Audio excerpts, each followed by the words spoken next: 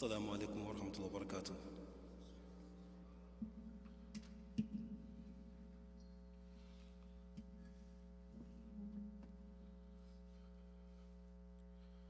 الله أكبر الله أكبر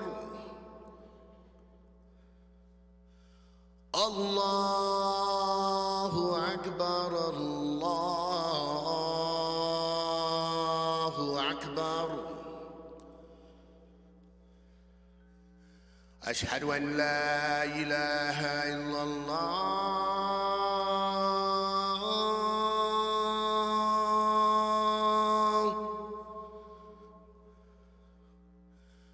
أشهد أن لا إله إلا الله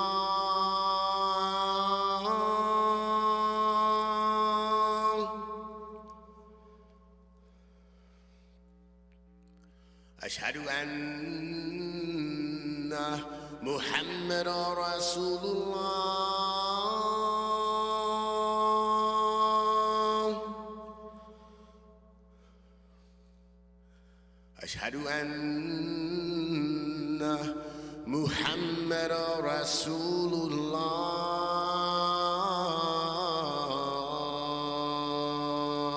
الله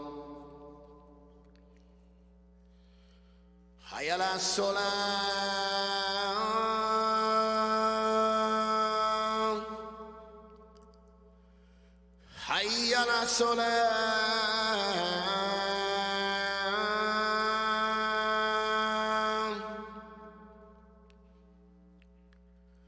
حي على الفلاح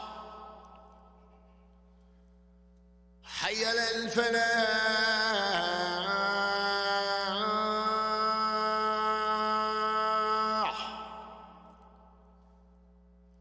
الله أكبر الله أكبر لا إله إلا الله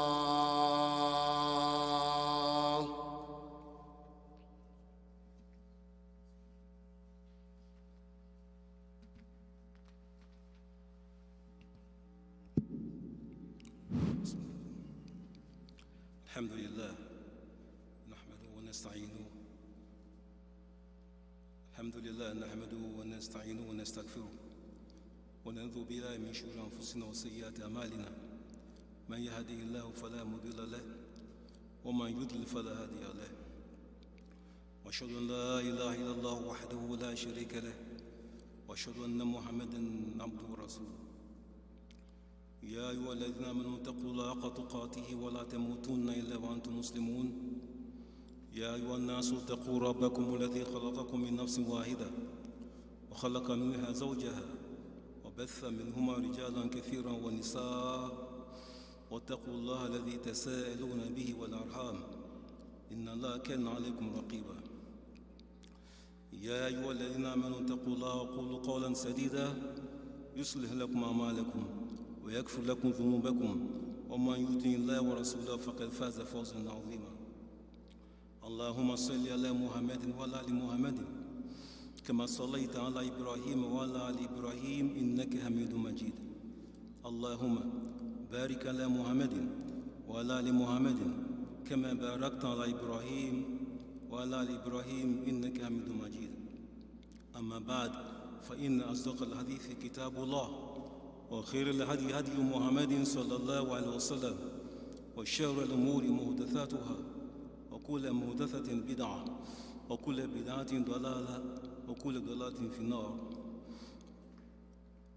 أيها المسلمون أيتها المسلمات قد جاءنا رمضان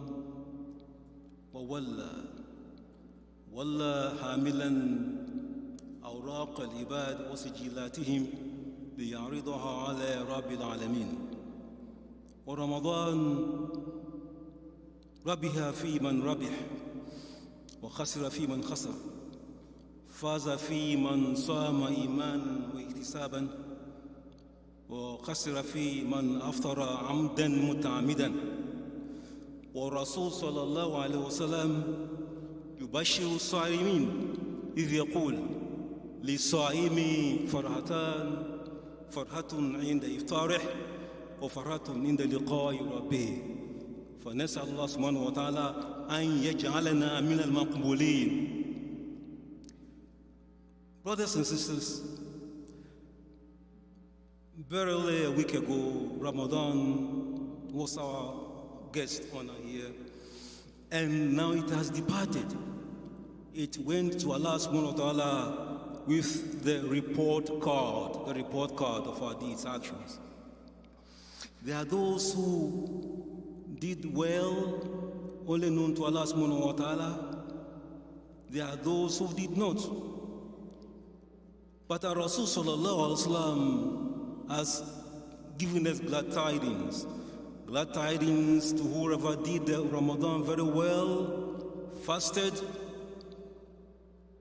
in faith and also in expectation of reward from Allah subhanahu wa ta'ala. When he says that, to the man who fasts, there are two joys. One joy for him at the time when he breaks his fast, and another joy or pleasure or happiness belongs to him at the time when he meets with Allah subhanahu wa ta'ala. But when our Rasul says, when he says farha, bimana al-farah, that is joy or happiness, glad, to rejoice. If this happiness is not handled very well, it becomes a curse and not a blessing. Unless and until it is handled very well. How do we make happiness? How do we make merry? How do we rejoice? There are two forms of rejoicing, joy. One, when we rejoice, the type of joy that is imbued with gratitude to Allah subhanahu wa ta'ala, thanks to Allah subhanahu wa ta'ala. And then recognition that this comes only as a result of the help that Allah subhanahu wa ta'ala has given us. But if we rejoice excessively based upon your belief that you are only rejoicing, you have accomplished this feat because of the knowledge that you have, or it is imbued with arrogance and pride and pomposity, then that joy is a curse to you. We saw that in the story of Qarun. Qarun, who was Qarun? Qarun ibn Musa alayhi salam. He was the cousin of Musa. Allah tells his story briefly in Surah Al-Qasas. He says that إن قارون كان من قوم موسى فبغى عليهم وآتيناه من الكنوز ما إن مفاتيحه لتنوء بالعصبة أولي القوة إذ قال له قوم لا تفرح إن الله لا يحب الفرحين. Qarun was of the people of Musa, but he became arrogant over them. He became so proud.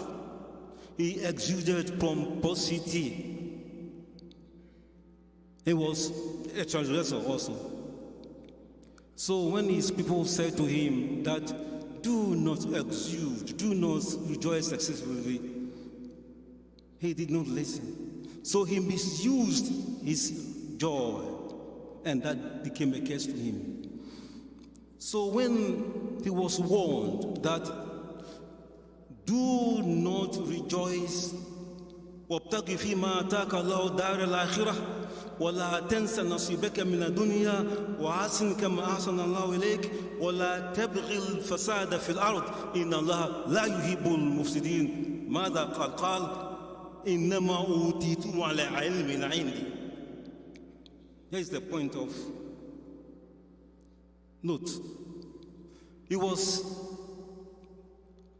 given to arrogance, so he was told, what Allah subhanahu wa ta'ala has bestowed on you, use it to achieve, attain, earn the abode of the hereafter. And do not spread mischief in the earth. What did he say? He said that I have been given that by virtue of my knowledge. So he was excessively rejoicing. This is one. Two, we also saw in the behavior, the joy of people who the prophets were sent to them. They mocked, made a mockery of the prophets because they thought they were more knowledgeable, they were better off than the prophets sent to them. And in the words of Allah subhanahu wa ta'ala, فَلَمَّا جَاءَتْهُمْ رُسُلُهُمْ بِالْبَيِّنَاتِ فَرِحُوا بِمَا عِندَهُمْ مِنَ الْعِلْمِ وَحَاقَ بِهِمْ مَا كَانُوا بِهِ يَسْتَهْزِئُونَ. And when our prophets came to them, those various peoples, the prophets came to them, they became so happy. They exhibited excessive happiness, excessive joy. They were rejoicing, all based upon mockery, mocking, despising the prophets of Allah subhanahu wa ta'ala. Not to believe and embrace what the prophets came to them with. And the very mockery surrounded them with punishment from Allah subhanahu wa ta'ala.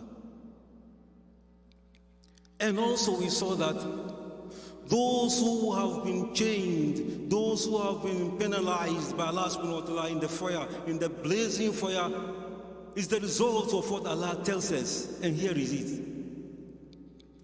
ذَلِكُمْ بِمَا كُمْتُمْ تَفْرَحُونَ فِي الْأَرْضِ بِغَيْرِ الْحَقِّ وَبِمَا كُمْتُمْ تَمْرَحُونَ. The result of your chastisements in hell, in these chains and shackles, is the result that you were rejoicing excessively on earth. And also you were very arrogant. So they couldn't handle the success that came to them. They did not know how to rejoice. So we are being warned to rejoice within the limits and confines of the Sunnah of Rasulullah. And what is it? Here is how a Muslim rejoices. We can pick that from Surah Yunus, when Allah says that, قُلْ بِفَضْلِ اللَّهِ وَبِرَحْمَتِهِ فَلْيَفْرَحُوا هُوَ خَيْرٌ مِمَّا يَجْمَعُونَ. Say, tell them that in the bounty of Allah subhanahu wa ta'ala and His mercy. What is the bounty of Allah and the mercy of Allah subhanahu wa ta'ala? What are they? That is Islam, the name of Islam, of the Prophet, of the Quran, A'mal Salih. If Allah subhanahu wa ta'ala empowers you, gives you the capability to do righteous deeds, to embrace the Quran in your life, and the Prophet of Allah subhanahu wa ta'ala, this is an area that you have to rejoice, be happy for these things, not because you are breaking the shackles of the earth that you misuse. That's how you rejoice. So this is what we call Farah al-Mahmud. Farah Mahmud, this is worthwhile enjoyment. It is worth rejoicing over this ni'mah that Allah subhanahu wa ta'ala has given us. So Allah subhanahu wa ta'ala has given us Ramadan. Yes, we need to rejoice. So the Salafus Salih, they used to congratulate each other by successfully finishing the Ramadan and also contemplating and anticipating the reward that will accrue to them from Allah subhanahu wa ta'ala. In one of those examples is Abdullah ibn Masood radiyallahu anhu. He will say that Man hadha al-maqbool fanuhanni wa man hadha al-mahroom fanu'azi'i ayyuha al-maqbool haniyan lak.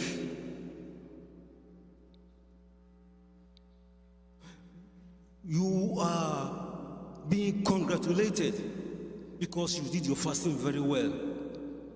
And as for As for that who did not finish off his fasting, or even neglected the fasting, or he committed so many errors in his fasting, he is being asked to think of making corrections and errors. That is a sad situation for him. So this is a reminder that we congregate good deeds. We congregate good deeds. One of the issues that comes in mind when we are talking about the aftermath of Ramadan is that the challenges that we now face, now that Ramadan is over, the challenges of going back to our wrongful ways or going back to build upon the solid foundations of taqwa that we may have attained during the time of Ramadan. We have seen that oftentimes we do gather, we talk, we converse, and we chat because we are sociable human beings. We need each other either by way of consultations. But most of our discourses, most of our conversations must be bordered on fear of Allah subhanahu wa ta'ala. That's why Allah says that لا خير في كثير من أجواهم إلا من أمر بصدقة أو معروف أو إصلاح بين الناس. There is no good in most of their private conversations, except that private conversation is based upon either charity or command to do good and to avoid evil, and also reconciliation between people. What do we do on the contrary? We have seen that more often than not, when we find ourselves in these assemblies and meetings, maybe conferences and private discussions, people, specific people, their names are mentioned and they become the moot case, they become the subject of discussion. We are taking away their honor and integrity, which is haram upon us. That is an issue that is very prevalent. In other words, we so much are inclined to doing that. So we need to invoke the hadith of Rasulullah, which condemns categorically this behavior. That doesn't seem to go away from us, whether in Ramadan or after Ramadan. And Abi Hurairah radiallahu anhu, أن رسول الله صلى الله عليه وسلم قال أتدرون من المفلس؟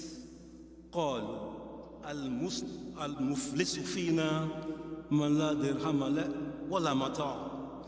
فقال النبي صلى الله عليه وسلم المفلس من أمتي من يأتي يوم القيامة بصلاة وصيام وزكاة وياتي وقد شتم هذا وقذف هذا واكل مال هذا وسفك دم هذا وضرب هذا فيعطى هذا من حسناته وهذا من حسناته فإن فنيت حسناته قبل أن يقضى ما عليه أخذ من خطاياه فطرحت عليه ثم طرح في النار. رواه مسلم. This is scary.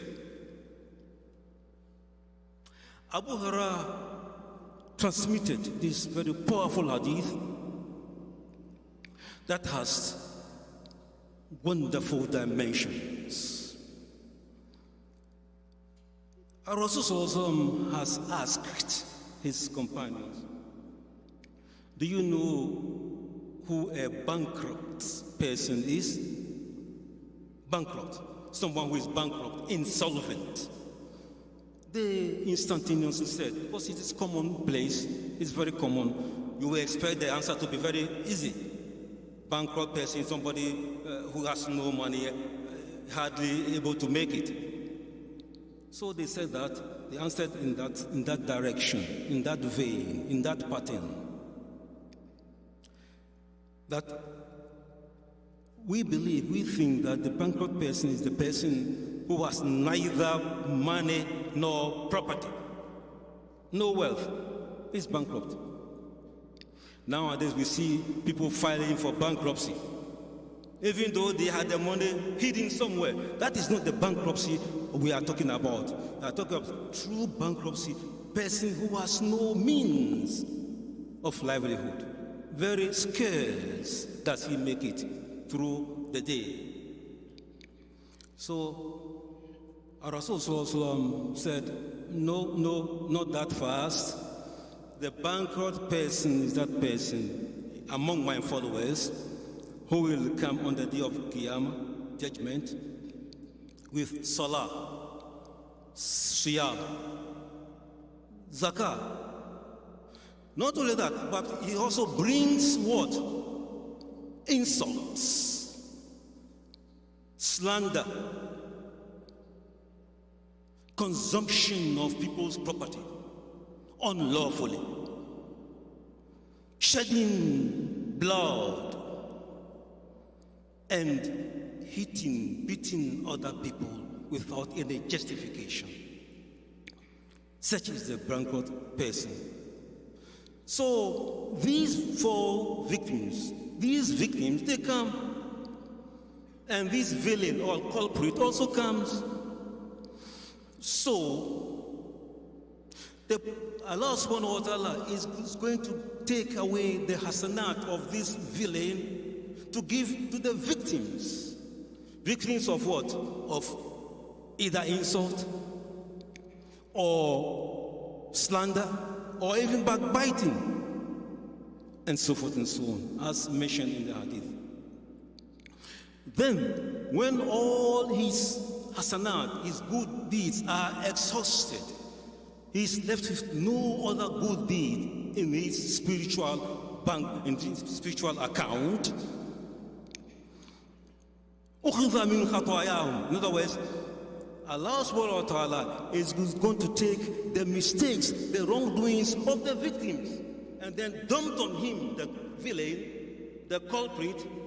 Then after that, he's cast into the hell fire. What a great loss. That's bankruptcy. So here, our point is that our Rasul also mentions a whole host of victims here. One of the victims that stands out, very outstanding, that is the slander. The person who slanders. That is what we want to talk about right now. Because we do commit this act of slandering very rampantly. That has to cease. When you mention someone with a character that he does not deserve, that is not to be found in him, you have slandered him. So how can you pick up a phone, telephone for example, and mention your sister, a sister or a brother to people?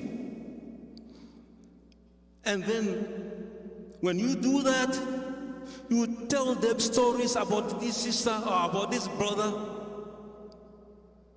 that are absolutely false. And you are moving these people to hate this brother or sister. And that has become your norm.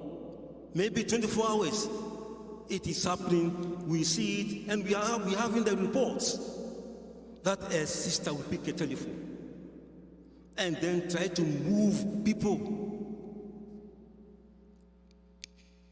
together to assassinate the character of this person.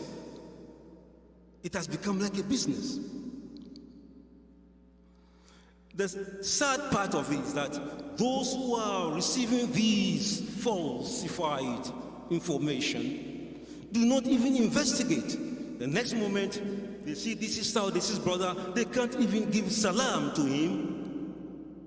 Or when he or she gives the salam, she receives or he receives no return of the salam because the slander is going around. So they are equally as guilty as the initiator of the slander. This is the type of thing that drains our spirituality. It's a major contamination, pollution that we have to get rid of. We only hope that Ramadan helped us to get rid of it. But we cannot carry this baggage or this vestige of acrimony and slander to year after. Because this is the time when we find people trying to make resolutions. Resolutions as never to go back to wrongful ways anymore. This has to be top on our resolution. Never, never afford to what? To backbite or slander anyone. Slandering has become so commonplace. It is rife everywhere. So people are saying slander, slander. But if we see the intricacies of slander and the consequences of slander, I don't know too many people who can handle that.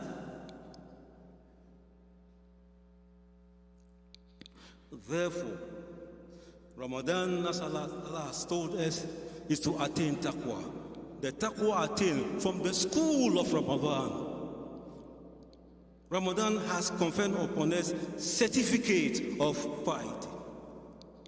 And in order not to go morally bankrupt and spiritually insolvent, we should make sure that we go back not to those wrongful ways anymore.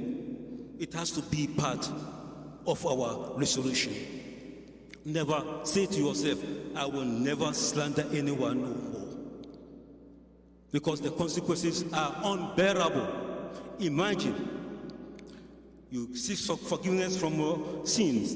Your forgiveness, Allah has answered your forgiveness. Allah has answered your forgiveness and grant you forgiveness. But what about the right? What about the right of the person that you slandered? And all obligations, all rights are restored. What do you have to give when you are asked to the person that you slandered? So it is a right that you owe him, obligation that you have to deliver. That's how serious it is. Other crimes, Allah may forgive you if He chooses to, but not so with slandering. Not so with slander, unless and until it is forgiven by the person who falls victim to your slandering machinery. La samahallah. So we ask Allah subhanahu wa ta'ala to give us the humility and the truth to go deep down in ourselves to make sincere repentance these try moments. أقول قول هذا وأستغفر الله العظيم الجليل لي ولكم ولسائر المسلمين من كل ذنب فاستغفروه إنه هو الغفور الرحيم.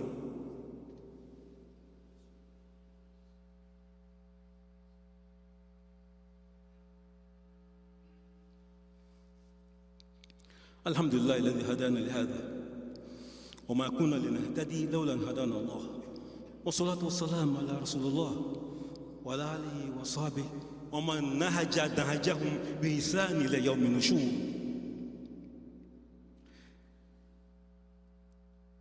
Everyone is seeking to fast 6 days of Shawwal as dictated by the Sunnah of Rasulullah.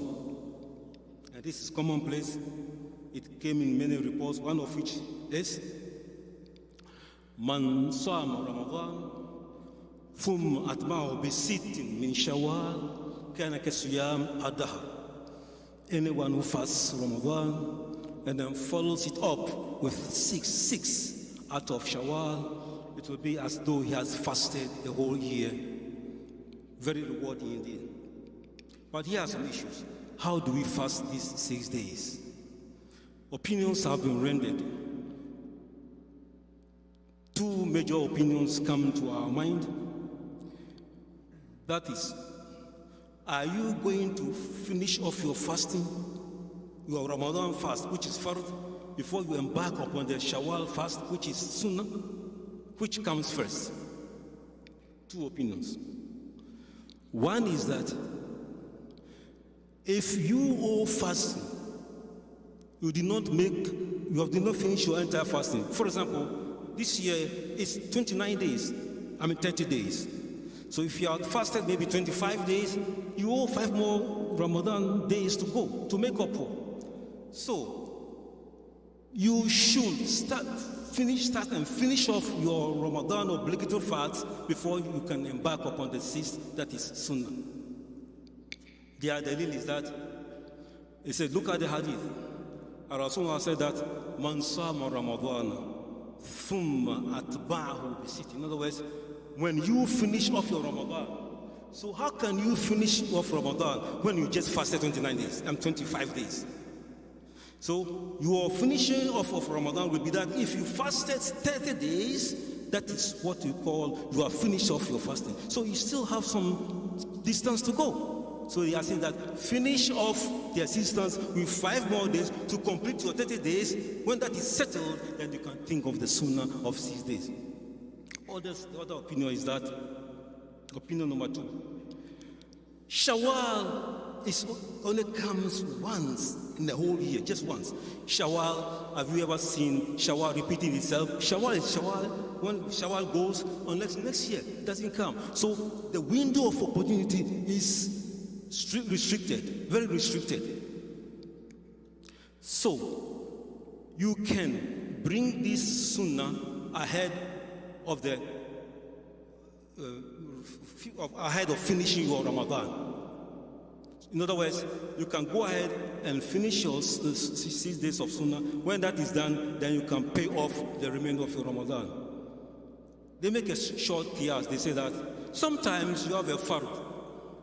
Sometimes you put the Sunnah before the fard, like in Zuhur, for example. Is it not true sometimes that you have rawatib? You make 4 rakats before Zuhur. Is it not true? It is true. And those rawatib, are they fard? They are not fard. But you do that before what? Before the actual fard, which is Zuhur. And after Zuhur, you also bring another what? Another Sunnah. So there's sometimes, especially in this situation, when the window of opportunity is so limited, there is possibility that you can do that, make your Shawwal, out of fear that it may elapse, go away, and you lose all the blessings that are contained in these 6 days of fasting. It's also possible. So our advice is that it goes back to the individual. If you, the individual person, you owe about 2 days of fasting or 3 days of fasting, we advise you to go ahead and finish off payment of your what? Of your fasting to be complete. There are many more days for you to fast the 6th. Now, but if you owe, for example, 25 days debt unfinished, we can say that no, you just go ahead and finish off your you have to pay before. You have to pay your fasting 25 days. You cannot finish 25 days and then come back to make what? 6 days. It will not be in the interest of your own payment plan. So the payment plan is that when you owe a day or two, you can go ahead and do the Ramadan and the Shawwal fasting of the 6 days. And then you come back to finish off your fard of Ramadan. But if you owe so much, then start your payment plan with fasting the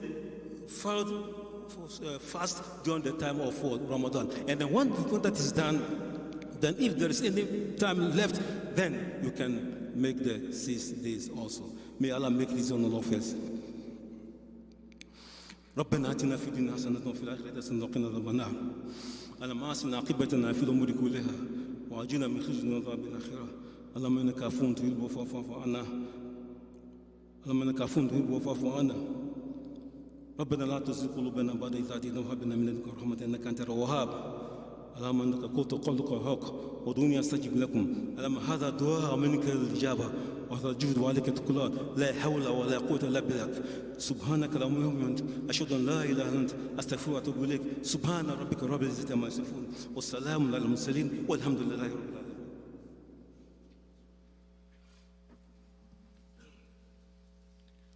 الله أكبر الله أكبر. أشهد أن لا إله إلا الله. أشهد أن محمد رسول الله. حي على الصلاة حي على الفلاح. قد قامت الصلاة قد قامت الصلاة. الله أكبر الله أكبر.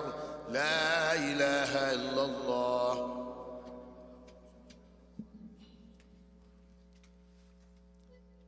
استووا اعتدلوا يرحمكم الله. الله أكبر.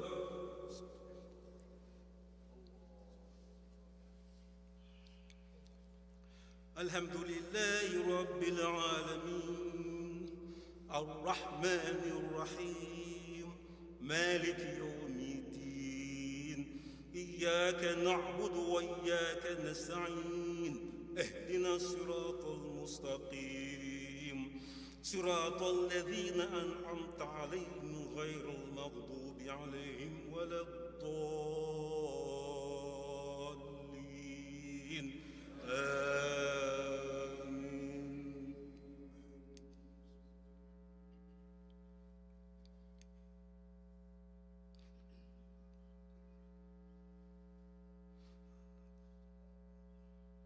لإيلاف قريش إيلافهم رحلة الشتاء والصيف فليعبدوا رب هذا البيت الذي أطعمهم من جوع وآمنهم من خوف. الله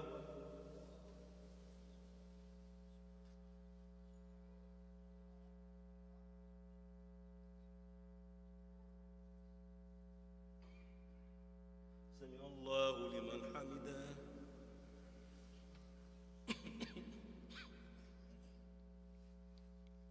الله أكبر.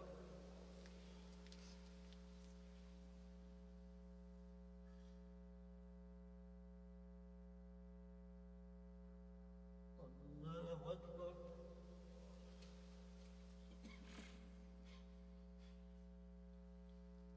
الله أكبر.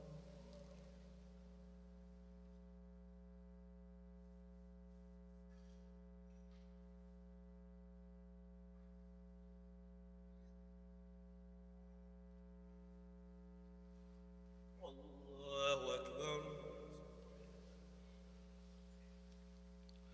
الحمد لله رب العالمين الرحمن الرحيم مالك يوم الدين. إياك نعبد وإياك نستعين.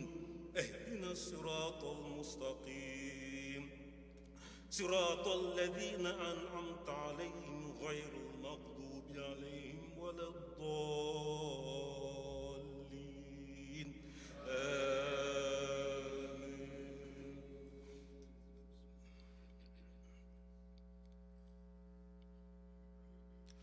قل هو الله أحد الله الصمد لم يلد ولم يولد ولم يكن له كفوا أحد. الله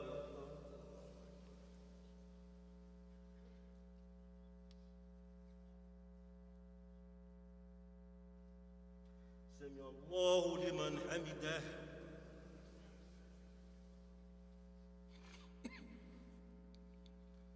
الله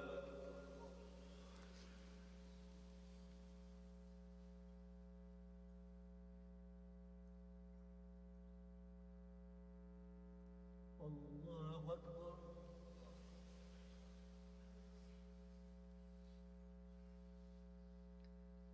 الله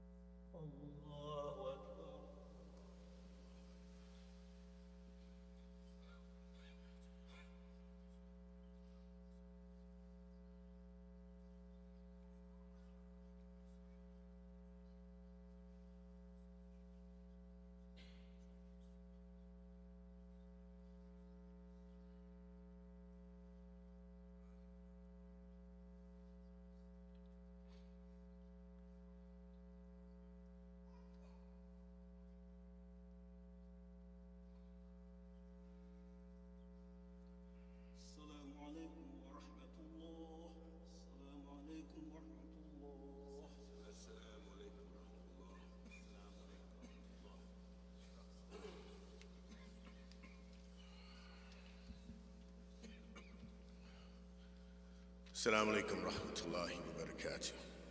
Inna lillahi wa inna ilayhi raji'un.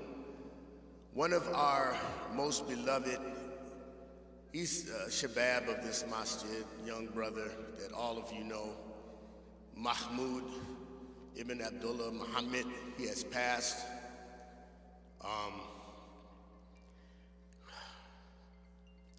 And we ask that you make dua to Allah to give patience to the family, and also pray for him that Allah forgives him of his sins and grants him Jannah Firdaus, washes his sins away with the rain and the snow. And all the young brothers, as I'm looking out right now, all these young brothers here are friends of him. And this is a hard one for me. This is a hard one for me. He was in his 20s, a young man. And I just want everybody to stay tuned for all the information. We don't have the janazah yet. We're working on that right now, and by social media and word of mouth, you'll find out more information. But make dua for him. Ameen.